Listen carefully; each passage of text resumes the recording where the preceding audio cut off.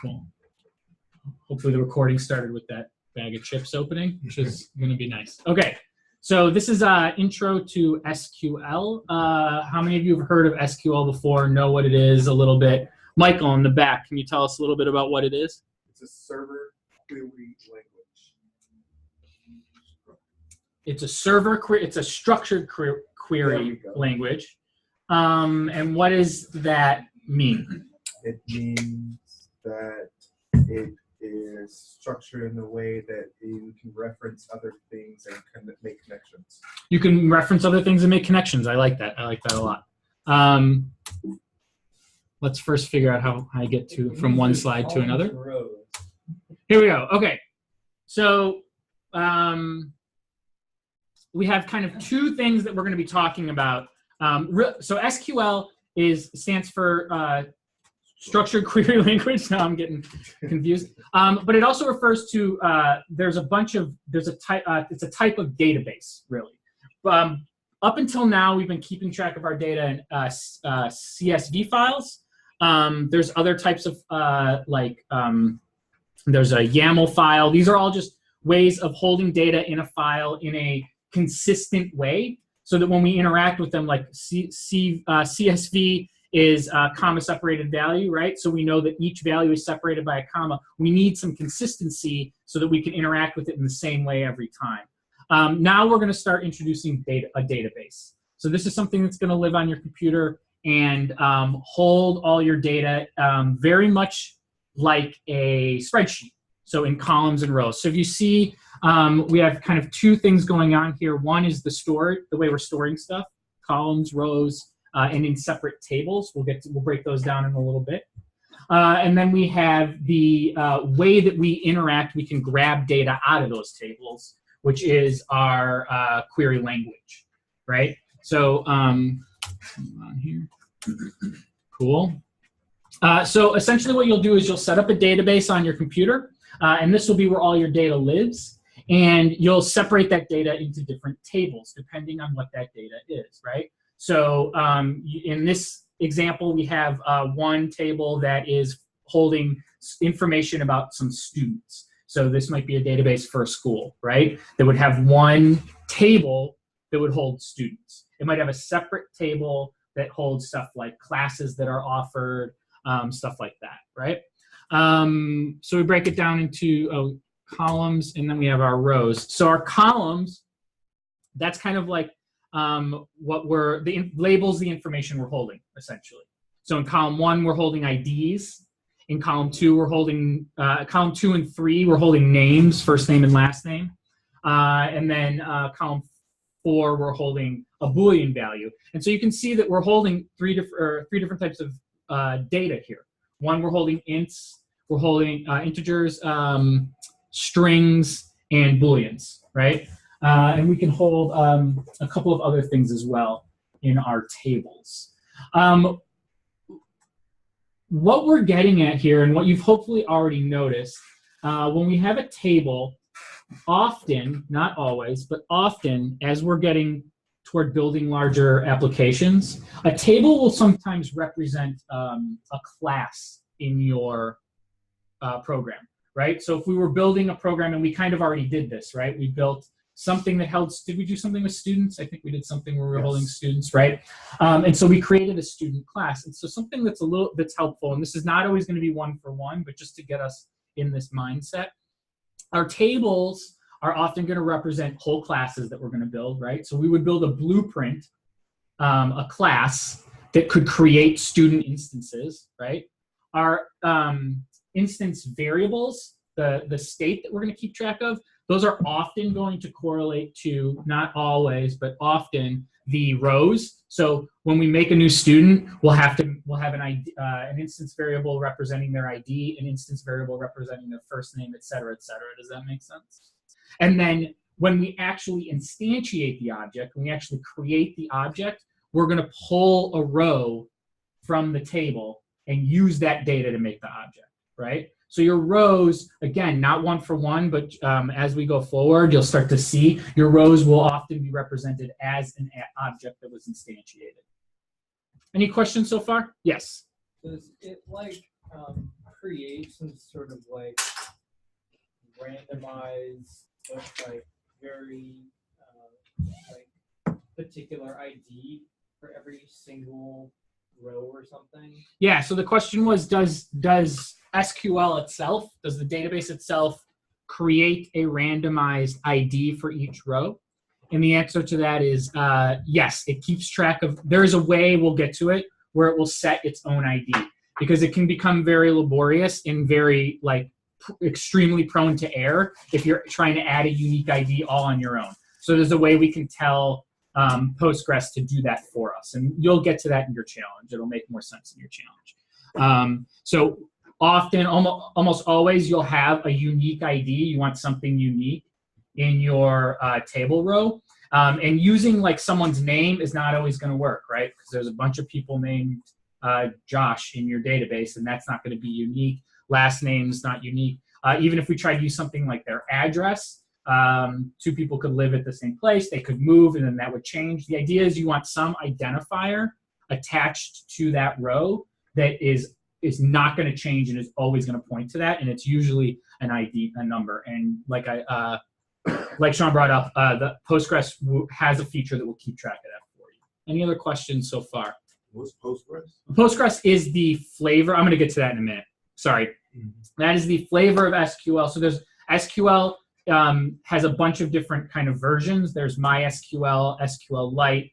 There's a Microsoft version. The version we're going to use is called Postgres. That's the only difference. Yeah. Do they all use the same syntax? For the big things, yes, but not always across the board. No. So this other thing, when we start talking about databases, this thing that you're going to encounter today is going to be the idea of a schema. And you can see the definition here, a representation or a plan. Essentially, a schema is how we design the database. And this is a really important thing. You want to give a lot of thought to how you're designing your database, what data you're deciding to hold, what data is related to other data. We'll see that in a little bit. Primarily, the three things you want to decide before you even get to your keyboard and create this, you whiteboard it out or however you want to do it. You want to know what your table names are going to be, so how many tables you're going to have and what they're called. The column names that each one's going to have, and then you also need to tell it what data type it's going to be saving. So you're going to need to know that ahead of time as well. Questions about that? When you say data types, you mean like what? Sorry, so you want to know, maybe data, I'm using the wrong word, but essentially, am I saving a string, an integer, a block of text versus, we'll talk about something called varchar, which is just a limited amount of text. And let's see, null, like whether or not you're going to allow null values, stuff like that. We'll see more as we go. Did that answer your question? Yeah. Okay, so let's talk about tables. Let's see. So each table we want to give a name, and we usually give it a plural name because it's going to hold a bunch of those things. So we might have students, we have addresses. Any name is valid, but we want to use good naming conventions, lowercase, plural noun. Excuse me. And then you see the bottom where we've already kind of brought this up. Each, it is good practice to have a unique ID for every table you create, or an integer column, which we'll get to. Cool. Here's some examples of table names: purchase order, purchase orders, all lowercase. If you were keeping track of how many times someone liked a post, likes, etc. Pretty self-explanatory. Now we get to our columns. So what you're seeing here at the bottom, this create table students. This is the syntax. This is SQL, right? This is how we're telling the database to create this new table, students, and then we pass it the columns that we want. We have an ID, and then we have to tell it it's an integer first name. So you're going to see this a lot, and it'll click for you, I think, pretty quickly when you start playing with it. Varchar is just a fancy way of saying any string up to 250 characters. Any string up to 250 characters. There's another type that we can use called, I believe it's called text. I believe you put text, and that is, I don't know if it's unlimited, but it's way, way, way, way bigger, right? The reason you would do varchar over text is you want to be really deliberate about what you're saving and how much space you're taking up in your database. And so you don't want to even give someone the option to put in a name that's 500 characters long, right? And so you just don't even allow that. You limit it. I think we lost someone. Okay, cool. Other questions about this? Don't worry about memorizing the syntax. The challenges are going to go over this with you. There's also going to be files with some sample code, so you can check it out and start to practice the syntax, okay? But just as far as creating a table, are there any questions? Like why would we do it or how would we do it? Okay. I kind of already went over this, I think. Column types, right? It's column type. There you go. So that's that.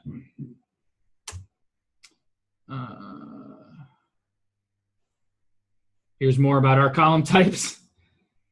Decimal varchar text. Yeah, so text longer up to 16 kilobytes. Dates and time stamps.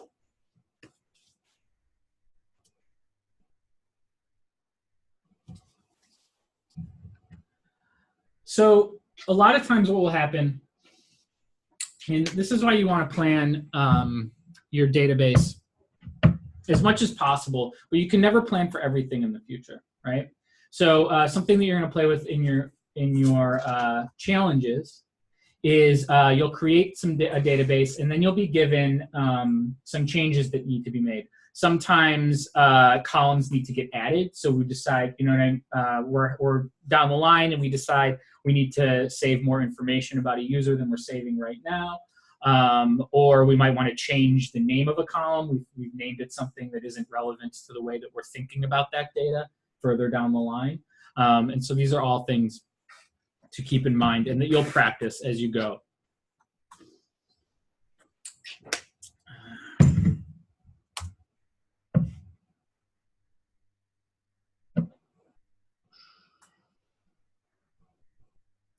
Yeah, this just to summarize this giant block of text. It is possible to change your database, but it is an expensive thing to do, and it can often have a ripple effect down the line, right? You've written all this code that's interacting with your database and this with the expectation that it is created a certain way. So that's why when you get to the database design today, I really want you to take the time, pair up with someone if you need to talk through it, and really think about like what columns am I including and how am I including them. Cool. Yeah, Sean. Do you guys like have an example of like having to change the schema of something you were working on? I can't think of anything. The question was, can I think of an example of having to change the schema? Like, have you ever had to do it? Like, why? I have definitely had to add things to my database quite a few times. Something I was working on, and this usually comes with adding features. So just what popped into my head, this is maybe not the best example, but for the sake of answering the question, the last thing I worked on, we had users could upload photos, and we added the ability to vote on the photos, which meant we had to add a bunch, I don't want to get into everything, but we had to add a bunch of, we had to add a whole new table, and then we had to add a bunch of columns to keep track of votes and who voted and stuff like that, right? Another thing that came to mind was we were saving locations in the city. And so we were saving the addresses, we were saving the longitude and latitude. We recently implemented an overlay on our map that would give us what neighborhood you were in Chicago, which was a field that we had to add to our database then so we could save that neighborhood information. That was really easy. That was just adding a new column that could save a string. So that's a couple of examples. I hope that was kind of helpful. So it's just like as you evolve and you start to make these decisions, we didn't even think about saving neighborhoods, just kind of a decision we made later. And like as far as your actual code went to reflect that, like you did have to tweak little things in your code to make sure you wrote out the right place or something? Sure. So the question was, as far as our code, yes, that had some effects all the way down the line. When we get to Rails, we'll see, and we start using an ORM, which is an object relational mapper, I believe. That's what that stands for. This is kind of something that sits in the middle that will help your code talk to your database, so you won't be writing as many queries or interacting as directly with it. But this is what we're doing today is still extremely important to know, because there are definitely times where you're going to go in and write raw SQL and need to know how to do that. But sorry, the short answer is yes, there were little things we had to tweak in the code. But if you think about it the right way and you plan it, it's not the worst.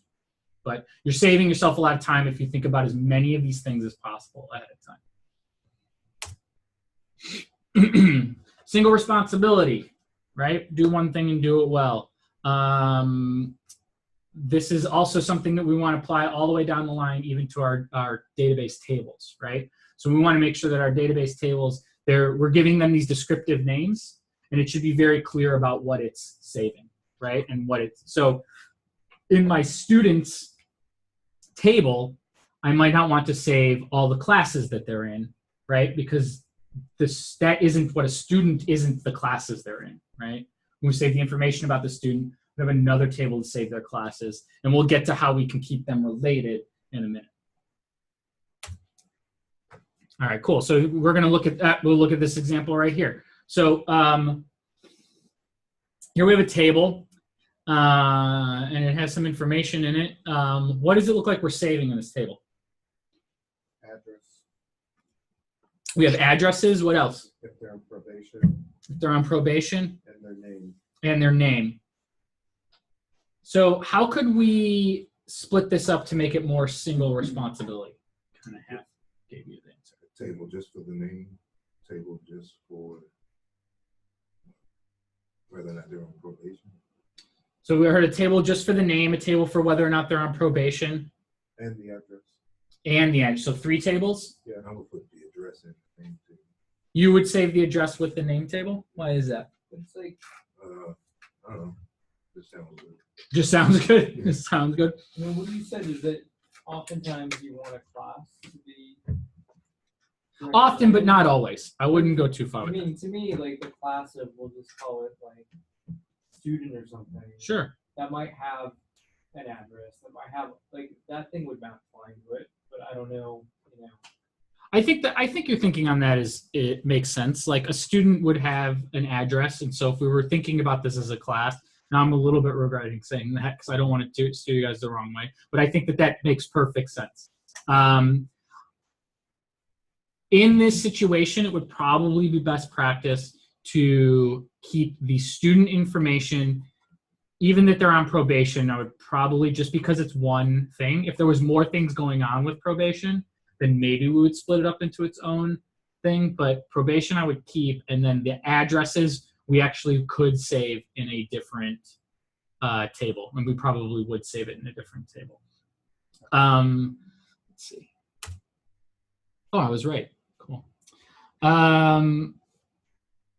Again, this is keeping with the single responsibility. Would it be the end of the world if you did it the other way? No, but we really want to keep things as separate as possible and in their own tables as possible. Would the ID propagate to the next table as well? That's a great question. So Sean's asking, just for the recording and everything, would the ID kind of carry over to the address table? Not automatically, but I think that brings up a great question. Why would we want that to happen? Because we want to know whose address goes with who. Because we want to know whose address goes with who, right? We've split this data up now into 2 tables, but now we just have these addresses floating around, and we don't know what student they're attached to. I hope that's the next one. Don't repeat yourself. We did that. Cool. So now we have these 2 separate tables. And you see, so we're going to get to the question of how do we know which student in just a minute. But I do want to point out too that now each address also has its own unique ID, right? So let's see. So we split them up. Oh, okay. So I'm sorry, I didn't look at this. So we split them up, but we've kept the names because of exactly what we said, right? But now we have repeated code because we're saving names in students. We're also saving names in addresses. So now we want to get toward what Sean was talking about. We want to get to how do we get rid of this repeated code? Yeah, so we have this duplication here. So this is where we have, they're called foreign keys. And what we do is we take we add an address ID column to students, right? So now we're not saving we don't have like, what do we have, 4 columns here? So instead of having these 4 columns of like line 1, line 2, city, state, we're saving all of that separately in addresses. And then we refer to it on the student table by the ID of the address. Does that make sense? I feel like I didn't. Hopefully this visual makes more sense than the kind of weird way I explained it. But essentially, that's why we have that unique ID. That's why it's so important, because we can then reference that entire row of data on another table without repeating all of that data. Does that make sense? Cool. Are there questions about this?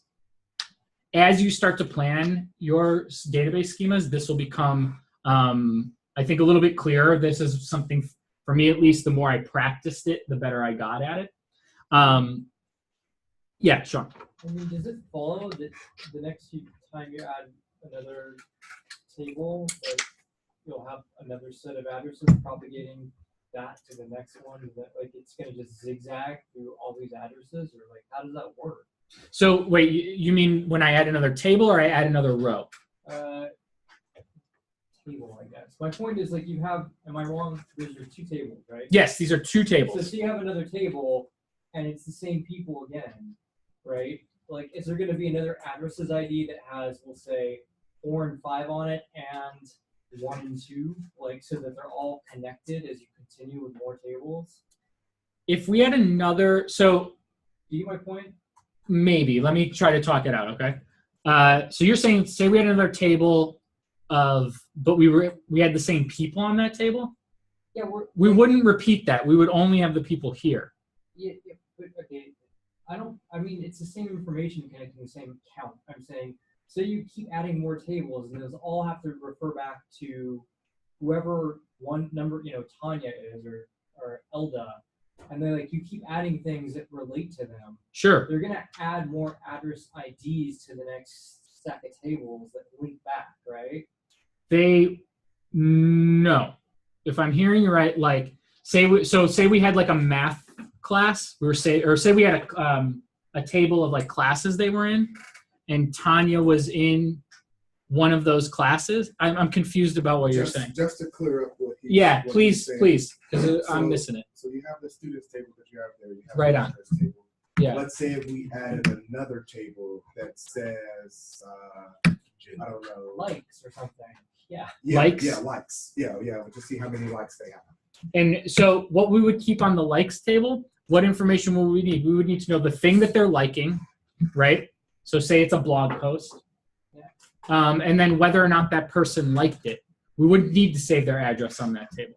Right, but but what about the address? What about the IDs? That's my point. Yeah, he said, like, let's just say that we had to link all 3 of the tables. Then you would go through each table, right? So you would go from like, the like would probably have the student ID, which would lead you to the student table, which would lead you to the address ID, which would lead you to the address table. Does that make sense? And you don't put like on the next one addresses ID 4, 5, and 1, 2, or like 4 and 1. You just literally put the last one it related to. It's like always like this one connected back to this one, connected back to this one. Absolutely. It's like long chain. Yes. Yes. That's it's what like I'm getting at. yes, it's a chain. It seems fairly monotonous. Yes. But it does, but it also prevents us from saving a lot of data, and the ORM is going to do some of this for us too. Cool. Yes, it is like a long chain, and this idea of getting it data from one table by going through another table, we're going to come back to that later this week in a big way, right? So again, as long as you can connect, like, so I see what you said. So if we had a third table here, as long as we could connect from one table to the next one to the next one to the next one, like as long as we can go through one to get to the other, then we can access that data. That's kind of the, it seems monotonous, but that's actually the power of these foreign keys, being able to relate these tables to each other. We'll see more of it as we go.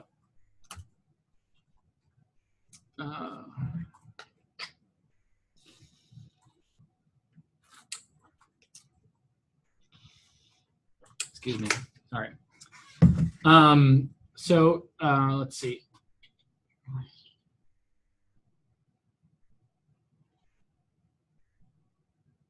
Okay, so again, we're seeing kind of how helpful and important it is to have the unique ID. Because what happened here? What kind of disaster are we looking at here? There's two of the same person, the same email address, but different passwords. Different passwords. So what's going to happen when they try to log in? It's going to give an error. They could give an error. Or it could just be able to log in on both passwords. Or yeah, they could log in, or it could end up logging them in. They might have two different accounts, and it could log them into the wrong account. There's a lot of problems that can happen here with the data getting messed up, right? Yeah, we'll get to that. So that's actually what your password turns into after it gets passwordified. There's a better word for it. I can't think of it.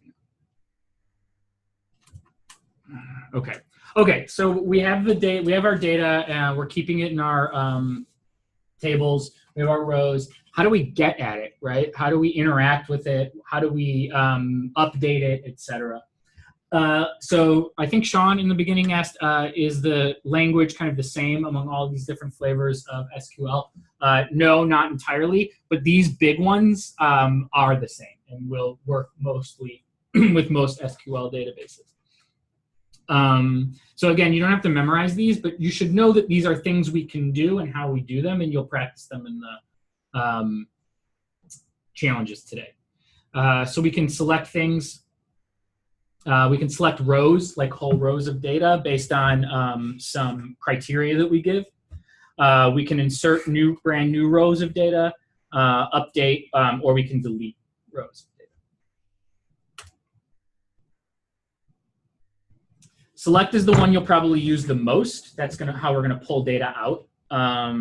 This also, so the star, in this we have select star from students.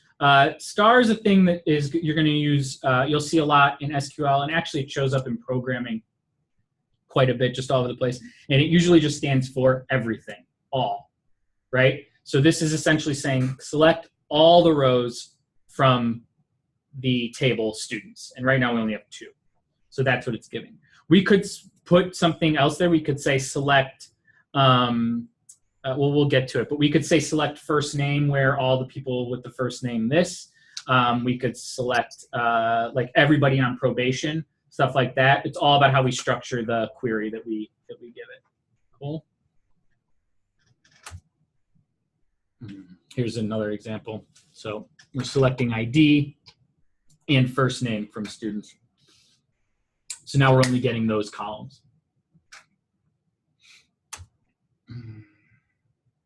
Here, yeah, so here now we're selecting the column ID, oh, my bad. The column ID, the column first name from students, and then we only want where ID is equal to 2. So that just means we want the second one. Right. Cool. Does this start to make sense, like how we're structuring these? The more you practice it, I think the easier it will get. There's some, like you can have extreme, this is a fairly simple and fairly straightforward query. Once we start getting into larger tables, you can imagine if I wanted to get the students with all of their addresses, and those are in separate tables, that's something called a join. And that has its own way of querying. Like, I need this information from this table and this information from this table, and I need you to bring them together. So they can get a little complicated, but the more you, again, the more you do it, the more you practice it, the easier it will become. But just so you know, you can do that. So we have where. Where takes most of the things that we are used to comparing things with in Ruby and JavaScript, as well as a couple of other ones. So we have equal, which is not double equals, it's just the one equals. We have to, for, not equal to. Are less than and equal to are mostly the same. And then we have between, in, and like as well. In between two values, present in a list of values. Cool.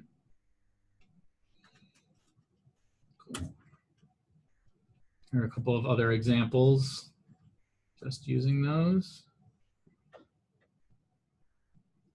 You guys check those out for me.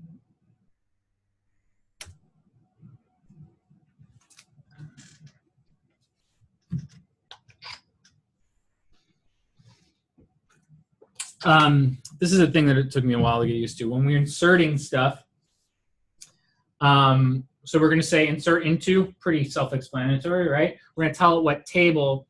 Then we need to provide it a list of values. This is even if the table, well, the table will already exist.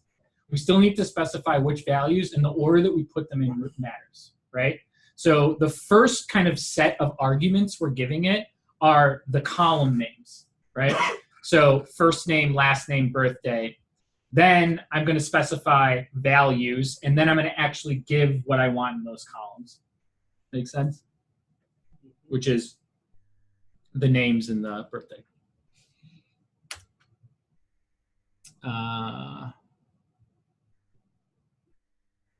Update, pretty self-explanatory. What do I want to update? How do I want to update it? And then where. We could do where ID is to. ID is always a good identifier.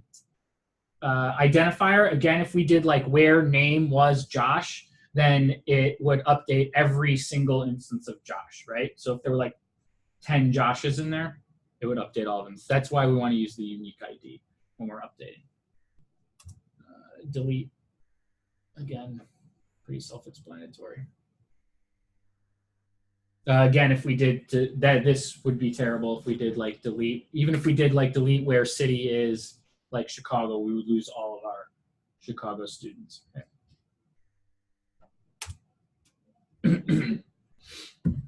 Yes. I mean, I've used some databases.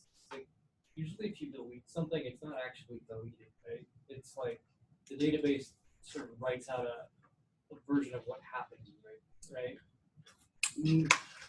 Michael? My understanding of that is if you actually query your database to delete, then yes. But websites, they actually don't delete it, they just hide it. Interesting. So Sean's question was, if we do delete, is it not actually deleting? Is it just kind of logging that information is that space is available? And Michael is saying that most websites will just hide information even when you ask them to delete it.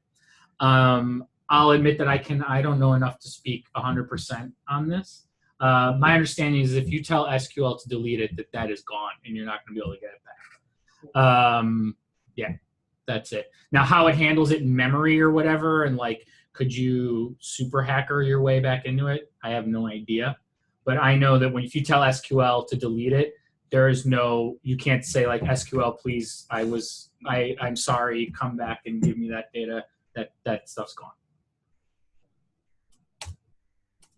Okay, cool. So that's about it. And that was just like a quick run through. Your first